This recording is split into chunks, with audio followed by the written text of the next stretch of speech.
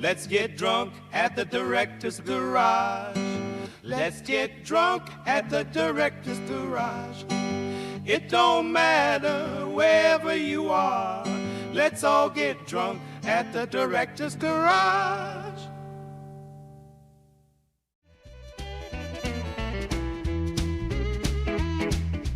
I know this show is supposed to happen on a Wednesday, but I got drunk and couldn't make the gig.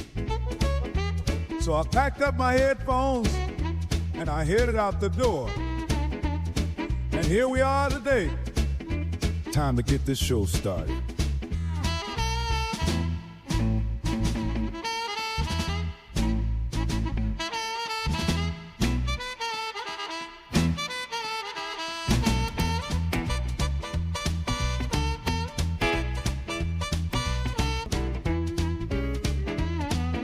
The whiskey's pouring, grab yourself a beer. Everything's ready, the director is here. Time to get loose, join the entourage. Let's all get drunk at the director's garage.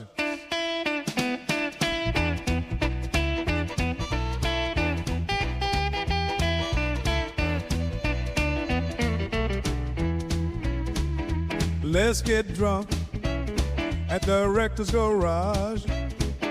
Let's get drunk at the director's garage.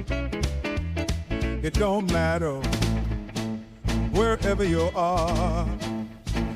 All get drunk at the director's garage. Oh, yeah, because we got it. It's Friday, boys. It's Friday. It's also Friday the 13th.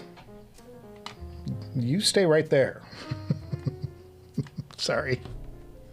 Stupid video jokes for a Friday. Hey, we still have the Meze Strata on our head. Because I haven't done much in the way of listening or doing anything related to headphones or this show for about 2 weeks. And the reason is because I've got work, like actual work that is paying bills and doing things like that. It's not terribly lucrative, but it is work, and that is better than no work. So your director has been quite busy sitting right here doing all kinds of stuff. I'll talk about it in a few seconds. Want to do a couple of quick notes. The Hangover Hangout for March is tomorrow morning, and I am trying to secure some folks to come in and talk about Can Jam New York City, because I want a full report. And I think we all do. So I'm hoping that we will maybe get a Zach to stop by. Hearing rumors of something happening over there in the near future. Well, we'll see. I also would like some of our guests, because we have a lot of folks who are members of the Patreon crew who went to Can Jam. I know Rodrigo from Audio 46 was there, one of our dear friends and close partners of the show. And Hipster Cow, Sajan was there, and so was Gene Fruit. Mean Gene was there. So Gene can't make it tomorrow, but I'm hoping Sajan or Rigo can stop in, or maybe we'll get a Zach's drop in too, to give us the skinny on what happened in New York last weekend. I missed it. I couldn't be there because, broke. Another announcement, John Massaria, our good buddy, who runs JM Editions, created JM Editions. John has been ill, and he was in the ICU this week, and I'm happy to report that he's heading home. I don't know much more than that. I don't know why he was in the ICU, but our best thoughts. We need you, buddy. We need you in this hobby. We need you in this. We need your thoughts. We need your brightness. We need your enthusiasm. And really, sincerely, from all of us, please get well soon and take care of yourself. And we're pulling for you. So John Massaria, I know he's heading home today after a stint in the ICU. I'm not sure what it was for, and it's not really my business. I don't like to see anybody hurting, and when they are, you know, for sure, please take care of yourself and be well, and know that you're in our thoughts and prayers and all that stuff. So thank you for that. What else? We got a Friday the 13th here. I'm expecting shit to go wrong, because shit always does go wrong on this day. We'll do some chat in a bit. I've got a video to show that came from our friend Ken at Ken's workshop. He uploaded something to our Telegram chat. It's called the Director's Garage Tavern. Go figure, another drinking reference. Sorry, Jason, didn't mean to. Just stay there. Just don't move. Don't move.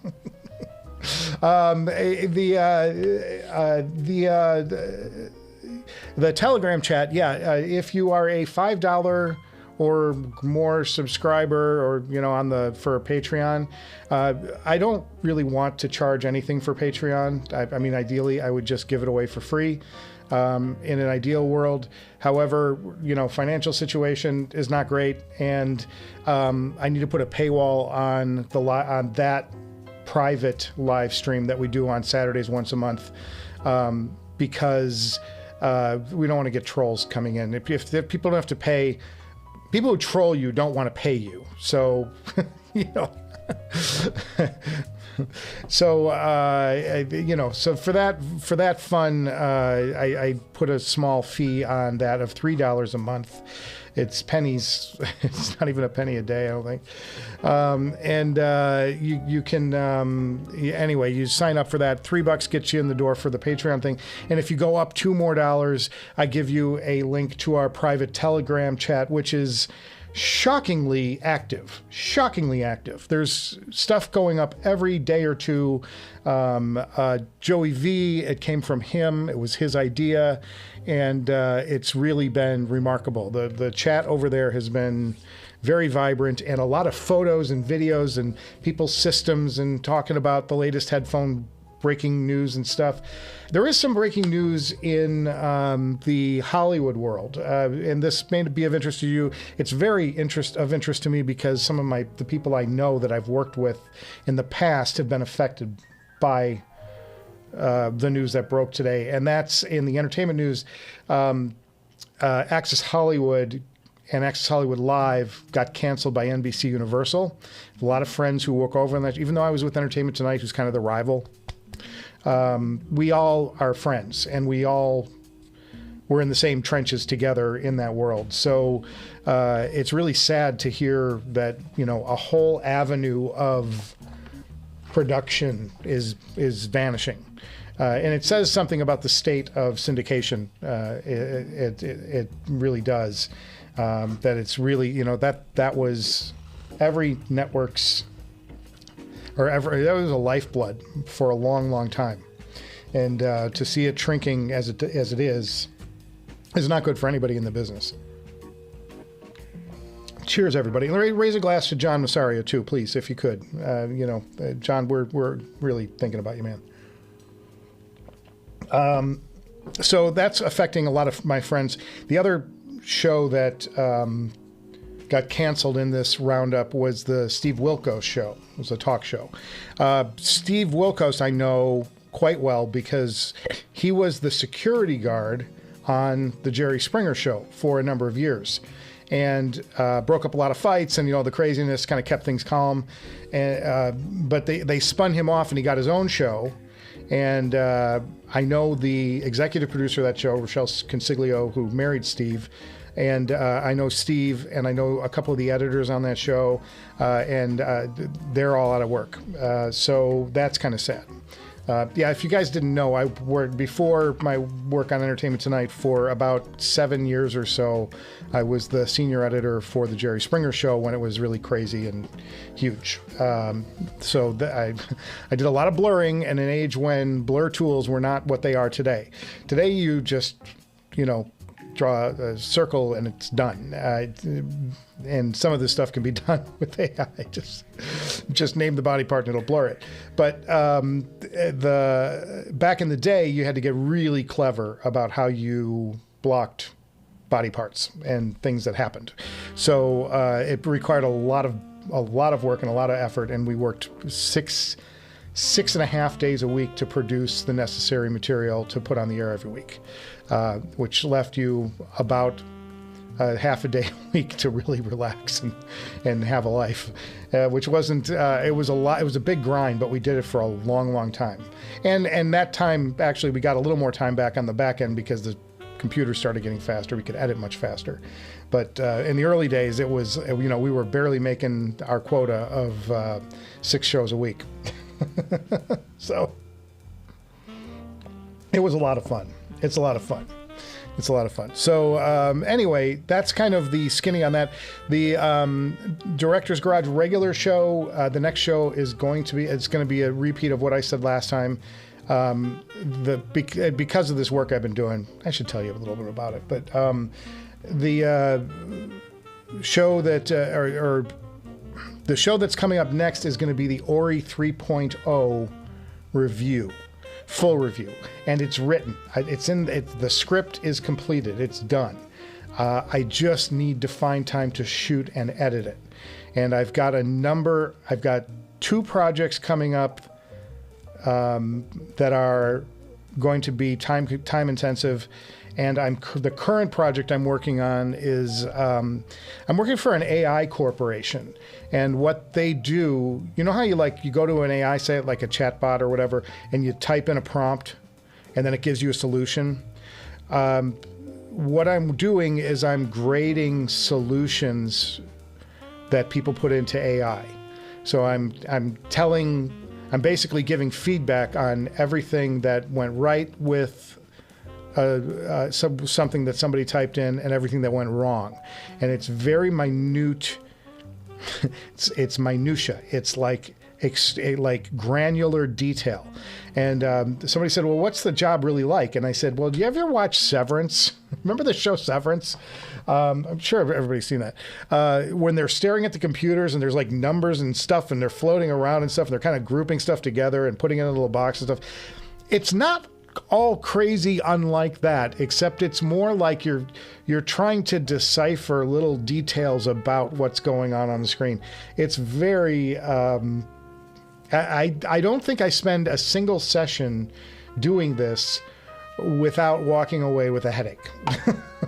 That's it's just the way it is. It's just the way it is. It's not paying intensely well, but it is paying. So I've been trying to dedicate my focus to it because, anything that's paying right now is worth my time. So that's sort of been where the focus is, and that's why you haven't seen me spitting out show after show. I was getting to a period where I was getting into a good rhythm where I was doing a show about every 2 weeks, and I love doing that, and that's great. But when I've got opportunity to work, and the thing about these projects are, the company that I'm working for will get they'll get hired to do a big project where somebody comes in and says, hey, we need all this AI data analyzed. So they send the project through. Once the project is through, the project's over and you're out of work. So you have to kind of like roll with them, and while they're doing these projects, you have to sit down and really focus and spend as much time with them as you can, because once you're out of hours and their project is done, you don't know when you'll get another project. So that's why I've been sort of focused on trying to help those folks out and get in good graces with them, because the other stuff is going, obviously when another show that had a whole bunch of people working for it that do exactly what I do suddenly goes under, that means that the population of unemployed people that is already large in Los Angeles is going to get a lot bigger. So that means fewer opportunities for more people. And that's really like going the wrong way, which is why our house is still, the house is the Director's Garage homestead here. The home office has been for sale for really since last June. And then we took it off the market in December and then put it back on the market in January. We're getting more interest in it, way more than we ever had last summer or in the fall. But it's still, we don't have any offers. So people are saying they love it and they're actually enthused about it and they're considering it, but we don't have an offer. So I'm like, well, thanks for playing. So as soon as we get that sold, we're gonna be relocating to probably to Tennessee is the way it looks, but we're still waiting to sell the house, unfortunately. And then everything gets easier. Then the little money that I'm making with this AI gig becomes big money because the cost of living is so much lower. It all flows downhill. This is all part of a master plan. I'll tell you all about it. Tell you more about it tomorrow on the Hangover Hangout if you guys want to go and meet up with me over there, because that's a 3-hour session. That's not a small. That's like we really get in there and talk about stuff for 3 hours, headphone related. Everybody's got a camera. We all have microphones. And that'll be 9:30 in the morning tomorrow Pacific time, which is 11:30 Central, 12:30 East.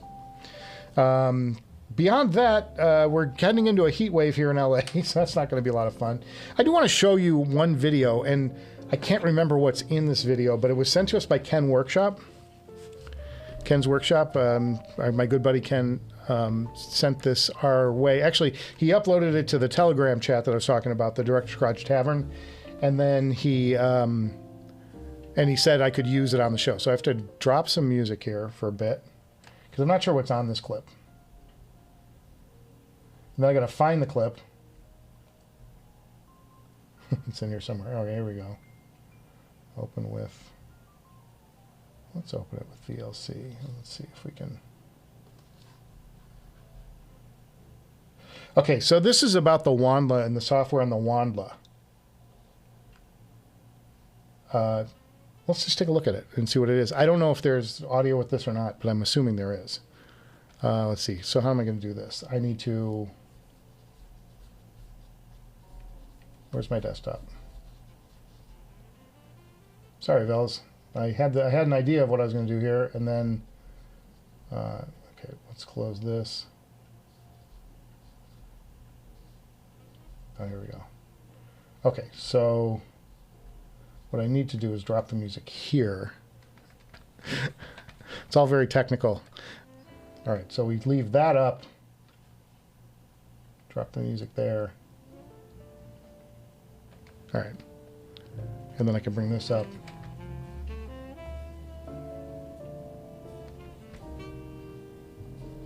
All right. All right, here we go. Here we go. Here we go. This is from Ken Workshop, and here we go. It's got no audio on it. Okay, so this is showing the new tube emulations on the Wandla.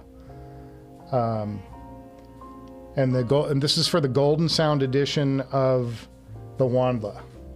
And Ken got this, and he's been going through it, so he wanted to show off what the interface looks like on all of these, of all the new settings you can do, which is pretty cool. I really like the Ferrum stuff.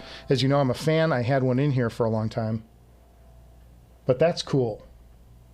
That's cool. I want to go back and take a look at those tube emulations and see what's there. Oh, you've got some curves, some EQ curves. Very nice. All right, let's go back and take a look. I want to see these tubes again. Tube profile, 300B, KT88, EL34. Nice, that's a nice tube profile. And then you can set the level of that sonic characteristic of the smoother sound of the tubes. Well, that's really interesting. Got to thank Ken for sending this our way.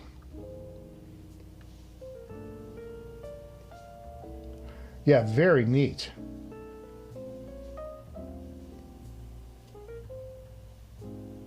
Some transport controls.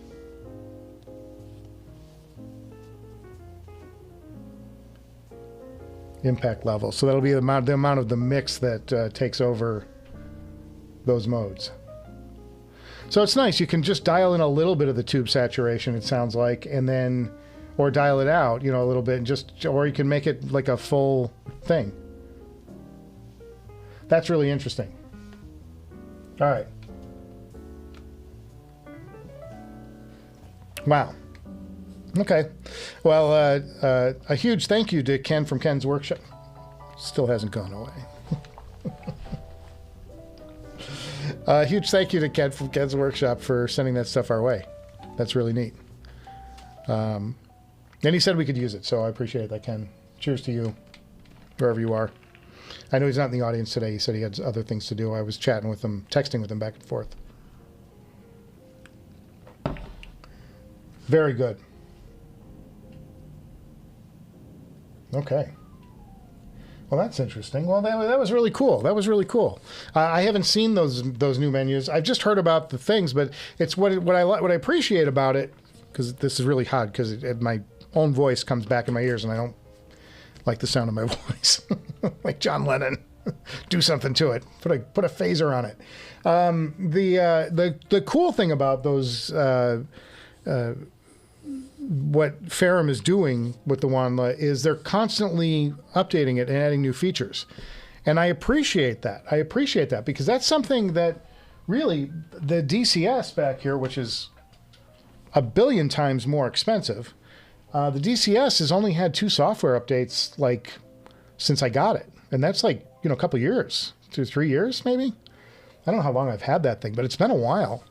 And, it would be nice to see them play a little more with trying new features like a tube emulation filter or, some of that. That would be for the money, because it's, it's a $9,000 product or $12,000 product or something like that. I don't know what they're going for now. What are they going for now? Should look that up. Just for the fun of it. Hang on. Let's go to the laptop of death. DCS Lena DAC. Yeah, $12,000. Not cheap. Not cheap at any price. Oh, 12.4. Yeah, 12.4. So they started at 14.4. Goodness. I mean, it's a great DAC. There's no, I do believe it's in the top tier of DACs I've heard, and I'm thrilled to have one. I bought one way before when I was actually working and making money, but they're beautiful. They're not as featured as you would think. Like they have some really nice features to them, and the DAC itself, the DAC chip itself, this ring DAC technology that DCS runs is really nice. The technology of this thing is crazy. Hang on, let's see if we can I blow this up? Yeah, okay. So the board is actually, it's a same board as the Bartok, the original Bartok, without the Apex, the new Apex circuitry that DCS came out with. But what they did was they put daughter boards onto the main motherboard and then connected them with ribbons so that it could fold out. You can kind of see how this goes together in a box. These ribbon cables have the other components for what would be the Bartok, and then they are foldable. So they fold these ends up with the capacitors and all that shit on them, and then they stuff it into a case that's much smaller, which is how they get the form factor as they do. And it's really, I gotta say, it's one of the best sounding DACs I've ever heard. And I don't know that DACs are like, I guess there are some things that some DACs that really stand out. This is more on the smooth end of things than the aggressive side of things. Like I think of the Chord, the Chord products as very hyper detailed, and they're very sharp, and like you're aware when you're listening to a chord like that the DAC really comes forward, and like there's a certain sound to those, which if you love detail and you love, you want to hear every little intricacy in the music, that's great. As I'm getting older and as I'm getting deeper into this hobby, I'm finding myself not seeking all of that detail. I'm looking for a smoother presentation overall as I'm maturing, getting older. So I find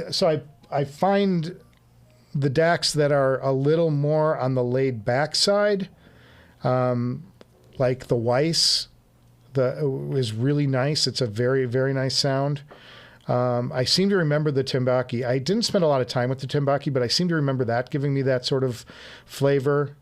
whereas the hollow was a little more on the detailed. It was like more in the middle, and then the chord stuff is really like really aggressively detailed, and you're very aware. And I love that sound with my Genelex speakers here at home. I have a Chord TT, Hugo TT, driving my near field monitor setup here that I use for editing and doing all my things down here, because they're driving Genelex speakers, which are very flat and very neutral. So adding a brighter component in the mix really gives you a little pop from these speakers that you would otherwise be lacking. So all of this like has to fit into the, pardon me. Cheers, everybody. All of these decisions, the way you link components together and the components you choose to link together need to be sort of working in harmony with each other to produce a particular sound that you're after.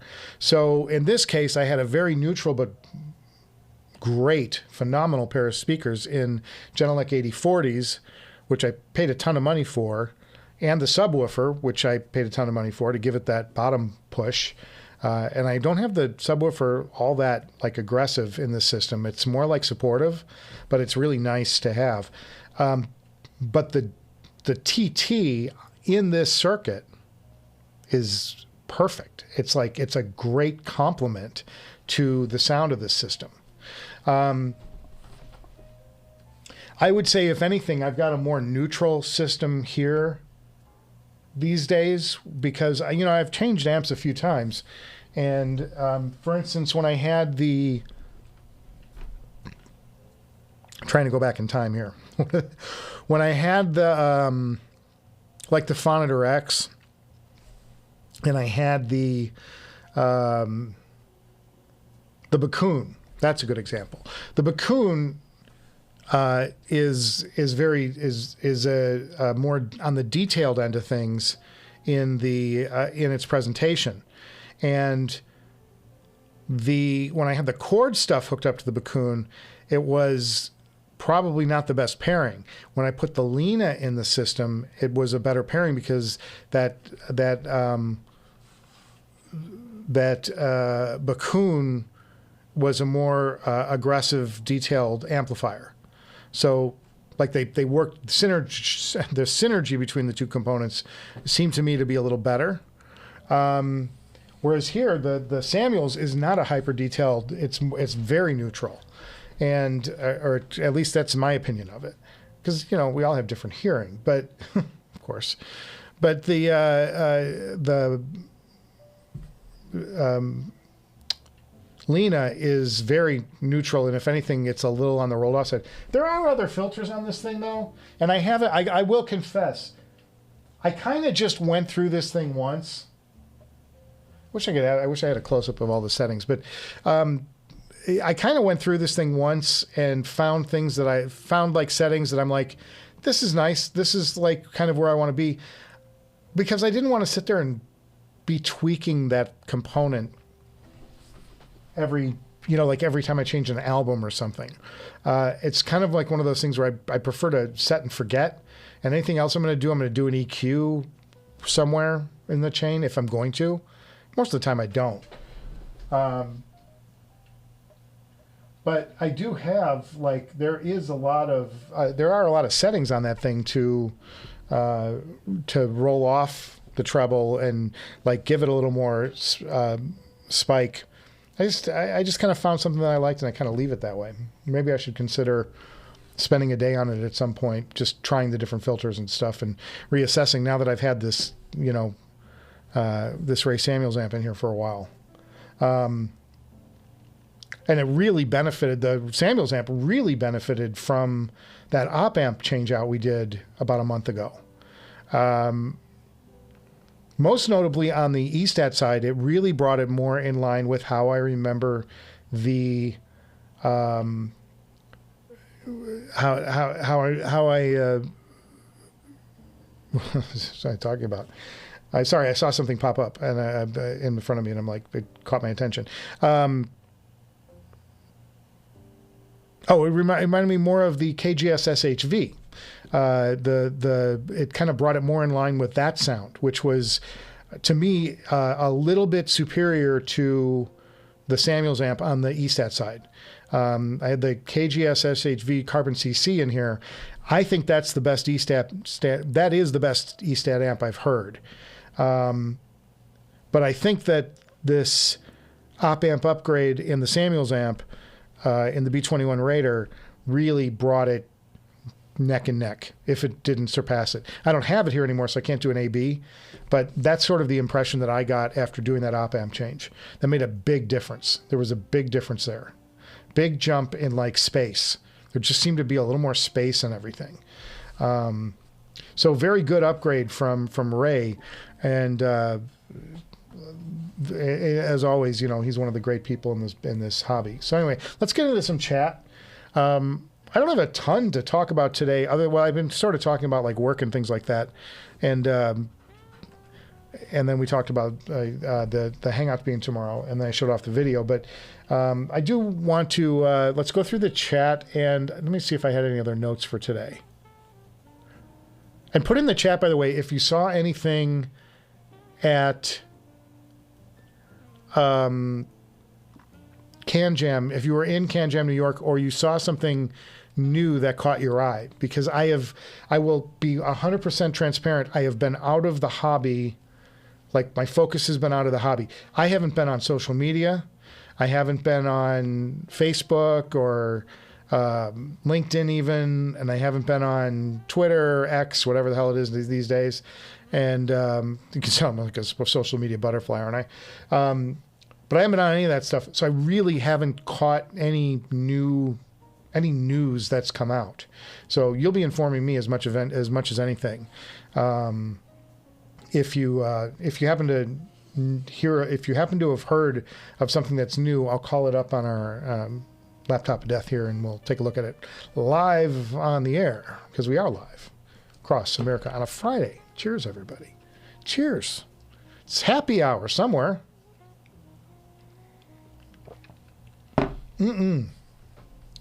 All right, Dave's Cafe, which is David K, says, "Happy Friday, all." Well, happy Friday to you, Dave, and your cafe. Dave's Cafe. If you ever opened a YouTube channel, if you ever did a YouTube thing, that should be the name of it.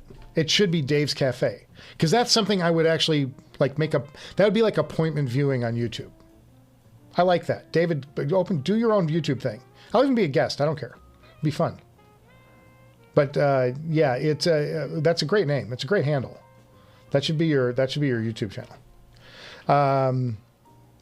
Wishing John a speedy recovery. Yeah, for those of you who weren't here around at the top of the show, John Massaria this week was in the hospital. He was in ICU for a few days. Happy to report that John is going home today. And he's, whatever his ailment was, didn't disclose it to me. Didn't want to pry and get involved in his business. It's his business. But just, you know, when you hear something from a guy who's, you know, a good guy, and, you know, you want to just wish him well, and, you know, you're in our thoughts and everything. So anyway, yeah, so David is wishing John a speedy recovery. That's really nice. You would think that I'd have PTSD from working at the Springer Show. You know, what can I say about the Springer Show that won't get me legally sued? Well, I'm just kidding. What I would say is this. When I first started, now remember, I was probably 24, 25 years old at the time when I first started working for Springer. Show had just been on the air for a couple of years, and they had just made the move to multimedia, and they got their syndication deal in Chicago. And the show had maybe 2 seasons under its belt in Chicago at the time. And they were paying about $1 million a year for their post-production. And I was just starting to work with desktop computers in editing. And through a sales rep, I got hooked up with their team, and they said, "Do you think this new technology that you've been playing with could cut a daily talk show?" And I said, "Well, let's find out." Let's try it. And so they set me up in a hotel, or in a apartment in Chicago with a view, with a great view. It was way up like 30th story apartment building. And I had a view and I had an edit bay, which is a dream for any editor because most edit bays are all dark, no wall, no windows, and they're just like you in a room, and they're very quiet, and there's no distraction. And so every editor on the planet in history has always wanted an edit bay with a view. I had an edit bay with a view. And I sat down and I started working on their systems there and producing, editing together test episodes. Actually, they were on-air episodes. They were just being billed as tests. And I got really fast at it. And I proved to them that this was a viable alternative. So they ditched their $1 million a year contract and hired me for a fraction of that. And I was their senior editor for 7 years. I cranked out episodes through an Avid Bay when in the past they had editing. The history of post-production in the 90s was, before Avid, were these beautiful, luxurious offices. And you'd walk in and there's like always a pool table and video games and, you know, wonderful carpeting and beautiful walls with artwork on them, because they have these clients who are paying a fortune for their services and they needed to have the accoutrement, French word, anybody? And to justify the fees they were charging for their edit bays. So they would charge a fortune for this editing. And the editing gear was expensive, mind you. A simple editing system would be at least $500,000. That's not even including decks to, you know, decks. You need decks too. They were very expensive machines. And you had to be very skilled to learn how to use them, and I knew how to use them, but I was interested in this Avid thing because I saw the labor shrinking for this thing. So anyway, when I proved to Springer that they could hire me and put me in a room with a box, a couple monitors in a box, CRTs back then, remember the big square CRTs, the NEC monitors and that, I proved to them that that was a viable way to cut their show, and they literally, you know, I was an eighth of that. It cut their post-production budget down by 80%. You know, all they had to do was buy this one piece of equipment, and they actually wound up leasing it from us. But you know, that was the way it worked, and it set me up for about 7 years. And I bought a condo, and I had this great life going, and then I moved to LA, and it all fell apart. No, it all really took off in a different way, but it was fun. It was a lot of fun. So anyway, that's kind of the story behind. I have tons of stories, fellas. I've got stories about everything. Chronometa says, "Is Grado just bad at PR, or what? I haven't seen the same rollout for the new headphones like I've seen other companies do." Well, I know that they do have a new headphone, but like I said, I'm not terribly like up on everything, but let's see. Let's go to MacBook Pro. Grado. There we go, Grado headphones. Nope. Well, would anybody know the name, what the thing is? Grado headphones. Friday the 13th, boys. Anything go wrong? Here we go. Grado Labs. Sorry. Signature 550. Is this a new one? Yeah, it's got to be. Well, they've got some nice stuff.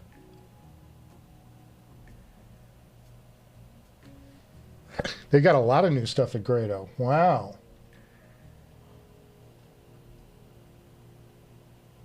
The 1000's been around forever.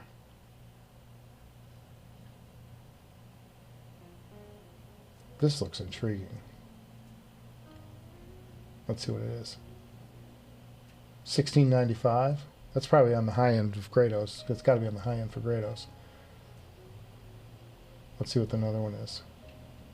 Pre-order now.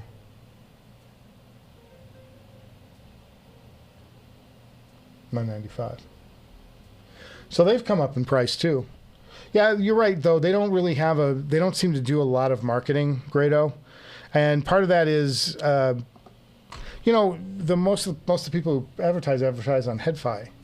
So if you don't see them on HeadFi, you kind of don't know they're out there.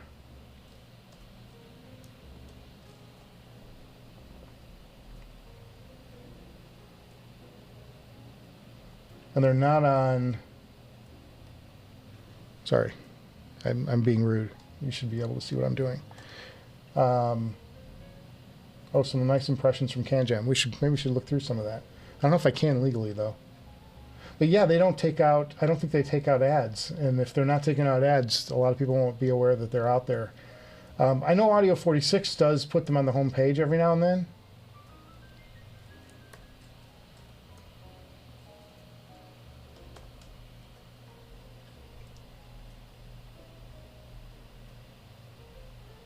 Apparently not right now.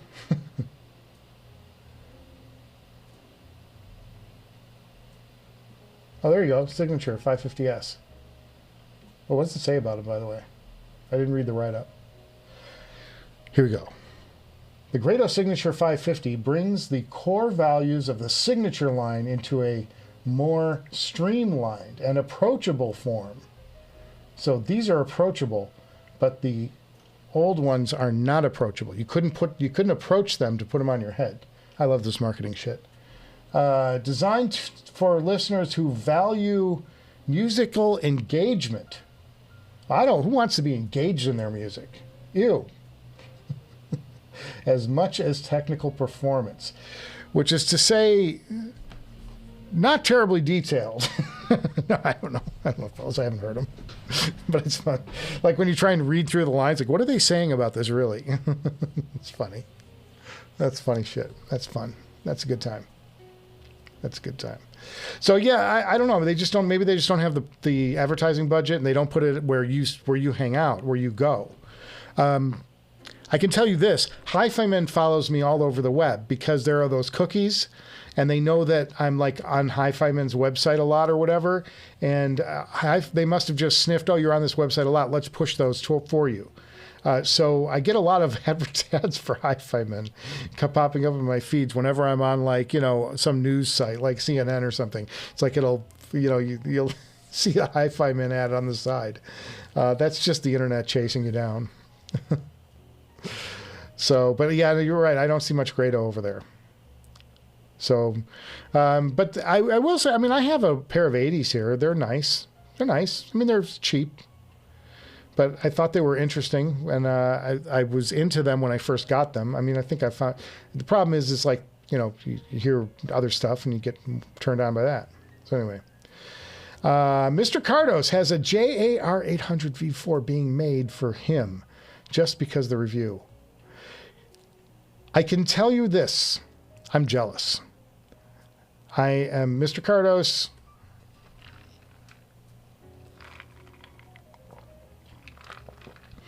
I am jealous. That is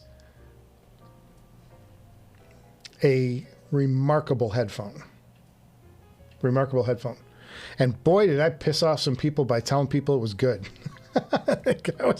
The comments on that video, I have never had that much vitriol, like that much anger. The nerve of them to sell a modded headphone for $4,000. I'm like, well, if it sounds good, it sounds good, you know?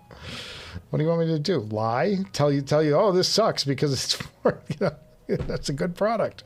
Oh, it's got to be snake oil, says the guy who never listened to it. Okay, if you say so. I don't know. I'd like to think I have fairly good ears, and that my ears are you know, pretty good at discerning a quality product from a not quality product. And I can also tell you that a lot of other people that I know who came over here and tried them were like blown away. They thought that is a special headphone. So yeah, I'm interested in those for sure. And if things get moving again, that is on my short list. That would be one of the first things I want to buy. Because I do put my money where my mouth is on this show. By the way, dentist. My dentist excursions, I believe, are close to over. We've got the new choppers in there. It hasn't changed a thing. Silly. Let's take a look. The new HiFiman HE-1000 and Aria Wi-Fi editions look interesting. Well, I can tell you this because I'm just an episode away from reviewing the HE-1000 Unveiled. This is a righteous headphone, man. That is a righteous headphone. Like that was an impressive headphone. I don't know that it'll necessarily be like in my top 5 headphones, but it's a great headphone. It's a great headphone. And for the money, value. Like that and the Mod House are probably like the two at that $2,000 point that like you can't forget those. You have to go listen to those. You owe it to yourself if you're going to drop about $2,000 on a headphone, you got to listen to that Unveiled and you got to listen to the Mod House. Those are the two that I think you like. You can't pass those up. If you're going to buy a new one, anyway. If you're going to buy used, you can get some stuff at $2,000 that's kind of interesting, like an older LCD-4, or there's some great products out there. Even the ZMF, you can get into the Atrium open back for $2,000 on a used if you buy used. It's gonna be about $32 if you buy it new and get something, get a nice pair of them. But that's a great headphone too. There's a lot of good stuff out there. I say this all the time. We are in a golden era. We've never had this many quality products at our avail. And if you don't like, if you like a darker sound, you got headphones for that. If you want a brighter sound, you got headphones for that. IEMs. My good friend Neil points out the IEM space is growing faster than any other headphone segment. There is more development and more models coming out in the IEM space, and it's being driven by the Far East, by the Asian market. The Asian market is bananas. Like it's a lifestyle over there, way more than it is in the U.S. So having the latest and greatest, and they come out with a new model with new technology, new drivers, a new way of doing things, bone conduction and e-stats and all kinds of stuff going on in the IEM space. It's very interesting. It's a very interesting time over there. And the prices, holy God, the high-end prices of IEMs are now rivaling the high prices of over-ears. Like you can spend $8,000 on a pair of IEMs now. Don't think that the open back Susvara Unveiled, you don't think that is like peak over, because like the IEMs are not far behind it. Anyway, Gil says he bought a used Susvara OG recently. It sounds undistorted, but when he holds the light, he can see what it looks like. It looks like flakes on the drivers. Is this an issue you should be concerned about? Well, I go by sound. Sound is going to be your, are you hearing something that sounds like distortion? Are you hearing something that sounds like a little graininess eating its way into the music? I don't know. That's going to be a judgment call. It's hard to tell what's happening, And Susvara is just like power, man. If you've got a power amp, I wouldn't be afraid necessarily. Not that I'm advising it. Don't listen to the advice of some idiot on YouTube. But I would advise, like, maybe, asking around if your power amp can drive your Susvara, because it's a much different experience when you get a lot of current going into the Susvara. The bass just comes alive, because that is one of the most rigid diaphragms in the planar of any headphone ever. They're very tight, so you need a lot of current to get that membrane moving. Anyway, Matthew Hilty says, I am worried that the Wi-Fi headphone tech will disrupt the head amp market. Bluetooth didn't really have decent sound quality until recently, but this tech has promise. Yeah, and I think that as we get Bluetooth 6.0, 7.0, 8.0, the quality will continue to improve. The problem is when they get that extra bandwidth, they tend to put other like features in there. Rather than improving the sound quality and focus on sound, they tend to like want to throw in, we've got our new neural processor in there, and it's like, oh man.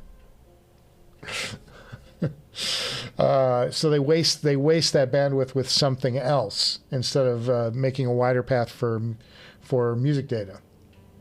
But if you don't hear any problems with it, I wouldn't worry about a thing. I'm sorry, that comment on Jill. I misread. But I do agree that the Wi-Fi tech is getting better. The two headphones that stand out to me, of course, are the Apollo and the FoKus. Those two are exceptional. I haven't heard the new HiFiman stuff, but it's interesting because, you know, those are great headphones. The Aria and the HE-1000, both exceptional headphones. I don't think there's going to be a danger of it eating. You know, remember, there's the commercial market, which is trying to sell volume, trying to move headphones.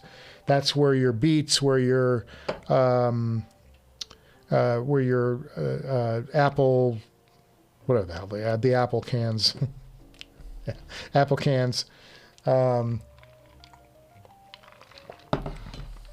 the stuff that's consumer friendly, Bose. You know, all that stuff is going to live in that space. And even to an extent now, the Apollo and the FoKus, I think they've been more in that consumer lane. But the high-end lane that needs wires and all of that, you're not going to replace, you know, you're not going to replace the amplifiers that we have and all of that on the high end. There's still going to be people out there pushing that technology because they want to see how far they can take sound reproduction in the headphone space.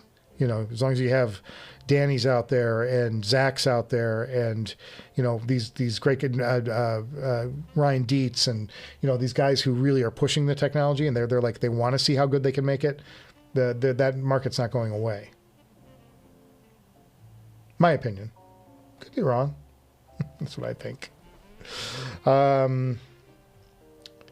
He has a Flux Lab stack, so no power issue there. I'm not as familiar with Flux. Just look that up.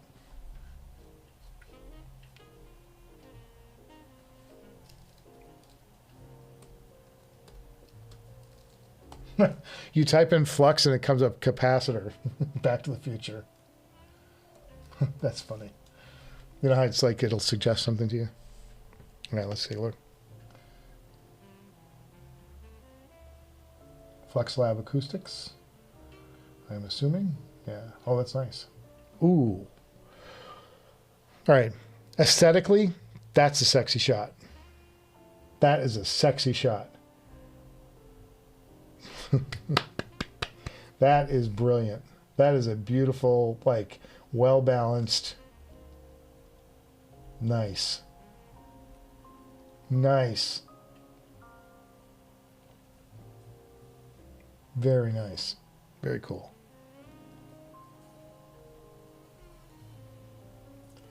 Flux Lab stack.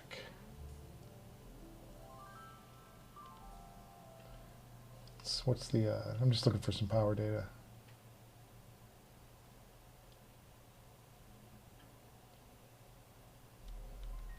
Might be in the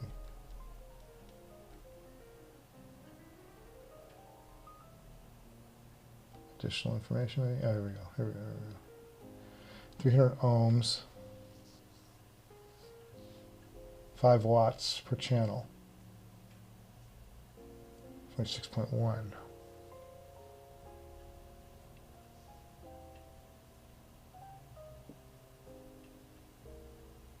It's a little for Sesfara. That's like you're barely making the bar there for the.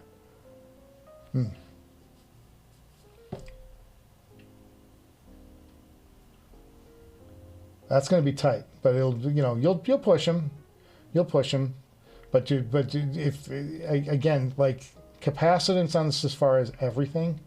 So if you can get an amp with a lot of capacitance, see these guys in here. I don't know how big they are because the scale, they don't have a good scale, but the larger of these things you can get in your amplifiers, the better performance you're going to get out of an amplifier. And the reason is when a signal gets really active, when your wave, get a big wave, big bass note or big crash or something. On a headphone that's really rigid, you need to push out a lot of energy in a hurry to get that thing to jolt and to move and to give you that impact. The better capacitance, which is these little round things here, are batteries. And the larger these things are, and what they're designed to do is release all of their energy at once, and then they charge up again real fast, waiting for the next time that they're called to release some energy. And they're very fast at what they do at this charge, but the discharge is very fast and very powerful. Capacitors can kill you. A big capacitor can kill you because it stores so much energy and it's looking for a discharge signal. So the second it discharges, it's like all of that comes out at once. So you get a lot of current in a hurry, and that what's great about an amp with huge capacitors is they can really jolt those drivers to move fast and a good distance. And that gives you, what it translates to is bass response. So the amps that have the smaller capacitors, they just don't have that discharge to jolt that driver from a stationary state into motion. Takes current, to put an object in motion, it takes, you're fighting resistance. So a small amount of current won't have as much of an impact as a large amount of current. It just makes sense when you really start thinking about it. So the more capacitance you have in your amplifier, the better a headphone like the Sysfara, like the Tungsten, will react. And you can get, they'll make sound with lesser powered amplifiers. It's just the capacitance is kind of what dictates. This is our theory. And I should say, I'm not an electrical engineer. I just know enough about circuits, and I've talked to enough people who know about circuits, and that's what we have surmised in figuring out why some amps seem to work better, like the Enley M23R and this Ray Samuels amp for sure. It seemed to work better with the Sysfara than, say, something like a Phonitor X, which I had here, which was... It brought plenty of volume to the Sysfara, but it brought very little impact. It just didn't have the capacitance inside to shove that driver into motion. So that's the theory behind it. Anyway, sounds like dandruff. I love that. It's funny. Arthur, you might have the comment of the day. I love it. But back to Flux. These are nice. Look at this. I mean, these are nice products.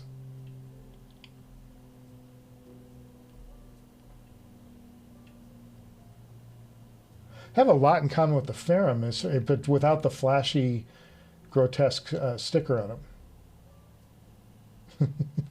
Yeah, the copper thing.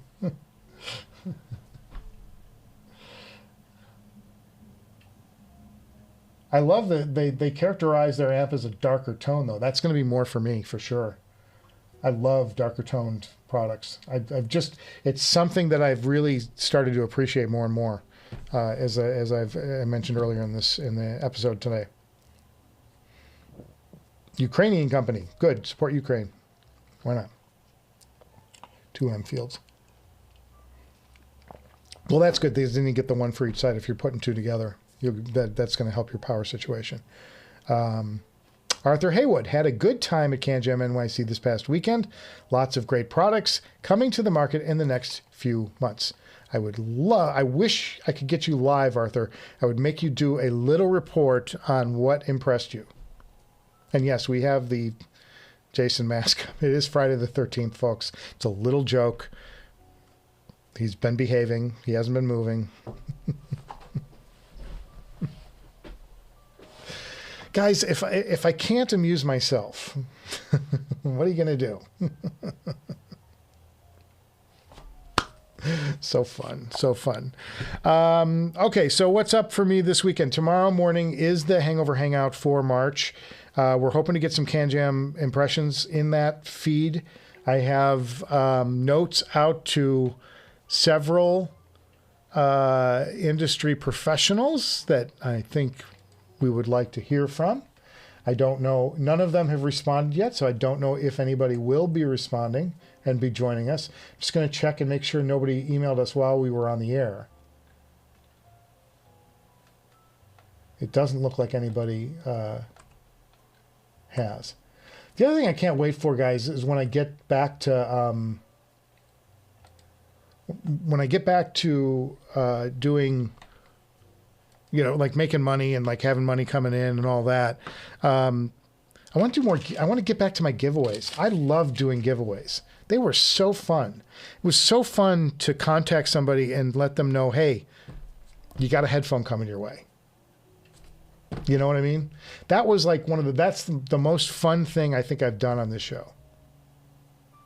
That and the Hangouts, because I love meeting people and talking to people face to face. And that is the closest thing you're going to get to, you know, the greatest thing about the Hangouts is we have people from Germany. We have people from all over the world, and they all come in with a camera and you can see where they're at. It's just really cool. Really cool. It's a really good time. Anyway, that's tomorrow morning, 9:30 in the morning. Head over to the Patreon site if you want to join in on that. And do I have anything keyable for that to call out? I don't remember if I do. No, I don't. But whatever. If you just look in the link down below, you can get in. You can click over there. $3 gets you in the door. I'll send you out a link tonight. And you get links to all the past shows, everything else we've done. It's hours and hours because we've been doing this for, I think, 2 years. And I don't think we've missed a month ever. So that's 20. Was that like 24 episodes now? We've been doing that live show a long time, once a month. It's a lot, though. There's a lot of episodes anyway. I can't remember exactly how many we've done, but they're great. And we've had great guests on that show when I can book them, when I have time and I'm not just chasing my tail like I have been this week, just trying to get the workout. So anyway, that's pretty much that. All right, I'm going to get myself rolling out of here on a Friday afternoon. I want to thank you guys for stopping by the Hangout today. Always good to see the friendly names. JTB, Arthur, Gil, Mr. Cardos, getting that HD JAR800 that I'm so jealous of. Chronometa, David K. All you guys. It's so great to see your faces and see your names pop up in the chat. I'm going to start winding this down so that I can go. My goal is to shoot an episode this weekend. I know, I've been saying that for 3 weeks. But my goal is to get an episode shot this weekend and then start getting it edited. But I have another editing project coming in that I've got to get moving on in the next couple of days. And I've got more of this AI stuff that I talked about earlier at the top of the show to get to. So lots of stuff happening, lots of stuff to get into and lots of stuff to get done and a lot more ahead. I just have to kind of catch up a little bit. So thanks guys for stopping by today. Tip your waiters and waitresses. That means click the little thumbs up-y thingy on the screen. And thanks for stopping by. I really appreciate you guys. Get well soon, John Massaria. Get well soon, sir. We're all really pulling for you. Really pulling for you. And I'll see you guys before you know it. All right. Gonna get out of here. Oh, and happy Friday the 13th.